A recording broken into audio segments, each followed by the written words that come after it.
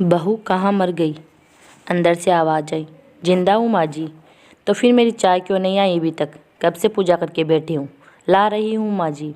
बहू चाय के साथ भजिया भी ले आई। सास ने कहा, तेल का खिलाकर क्या मारेगी मुझे? बहू ने कहा, ठीक है माँ जी, ले जाती हूँ।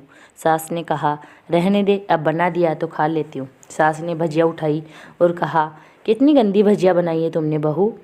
बहू, माँ जी मुझे कपड़े धोने हैं, मैं जाती हूँ। दरवाजे के पास छिपकर खड़ी हो गई और सास भजिया पर टूट पड़ी और पूरी भजिया ख़त्म कर दी। बहू मुस्कुराई और काम पर लग गई। दोपहर के खाने का वक्त हुआ।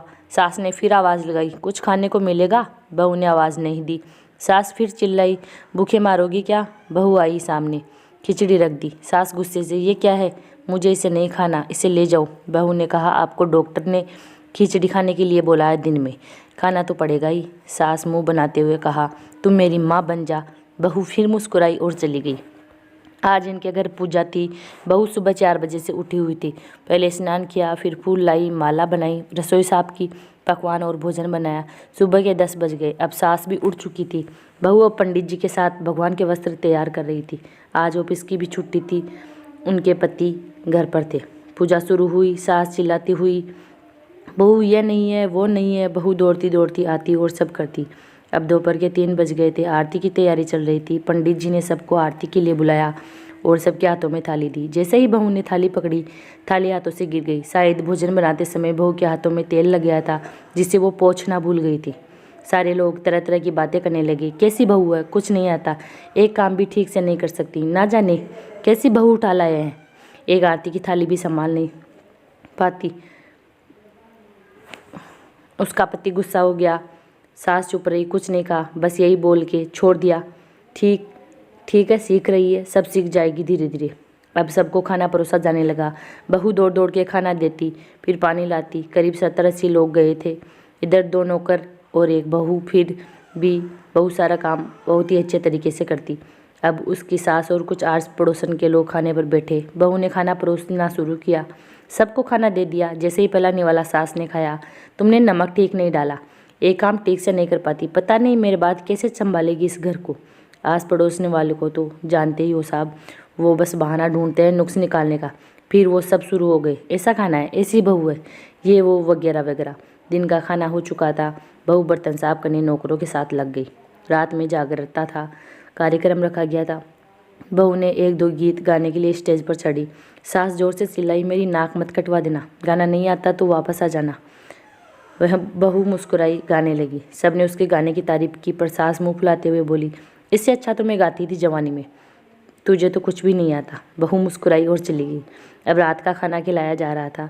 उसके पति के ऑफिस के दोस्त साइड में ही ड्रिंक करने लगे।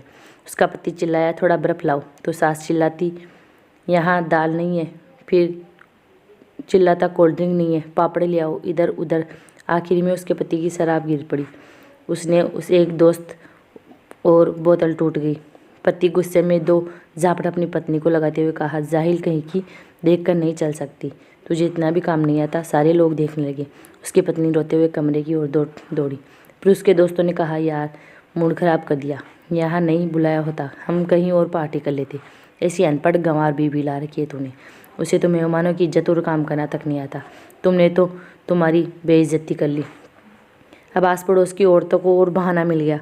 वो कहने लगी, देखो यहाँ क्या कर दिया तुम्हारी बहू ने, कोई काम भी नहीं आता। वो कहती है, अपने बेटे की दूसरी शादी करा दे, छुटकारा पाओ इस गवार से।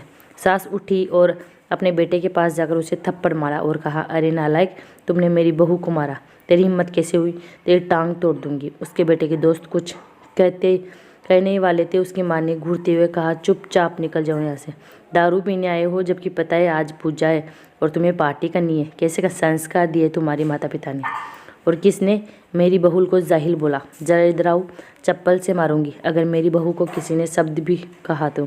अरे पापी, तूने उस लड़की को बस इसलिए मार दिया कि तेरी शराब की बोतल टूट गई।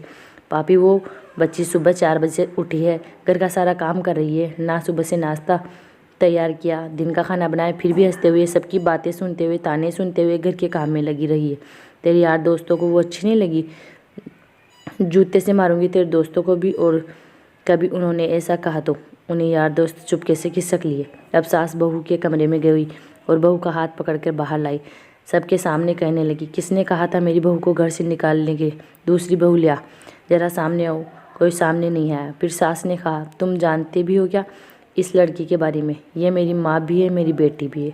माँ इसलिए मुझे गलत काम करने पर डांटती है, मेरी बेटी इसलिए कभी कभी मेरा दिल भावनाएं समझ जाती है।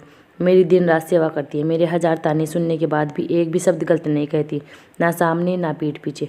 और तुम कहते हो दूसरी बहू ले आओ। याद है ना छुटकी की दादी अपनी बहू की करतूत? सास ने गुस्से से पड़ोस की महिला को कहा, कभी पिछले हफ्ते ही तुम्हारी मियाँ बीबी भूखे छोड़ घूमने चले गए थे। मेरी इसी बहू ने 7 दिनों तक तुम्हारे घर पर खाना पानी, यहाँ तक कि तुम्हारे पैर दबाने जाती थी। तुम जाहिल बोल रहे, तुम सबको कोयले और हीरे में फ़र्क नहीं जानते। अगर आइंदा मेरी बहू के बारे में किसी ने एक लफ्ज़ बोला तो बुरा, मुझसे बुरा कोई नहीं होगा, क्योंकि ये मेरी बहू नहीं मेरी बेटी है। बहू सिसकियाँ लेते हुए फिर कमरे में चली गई।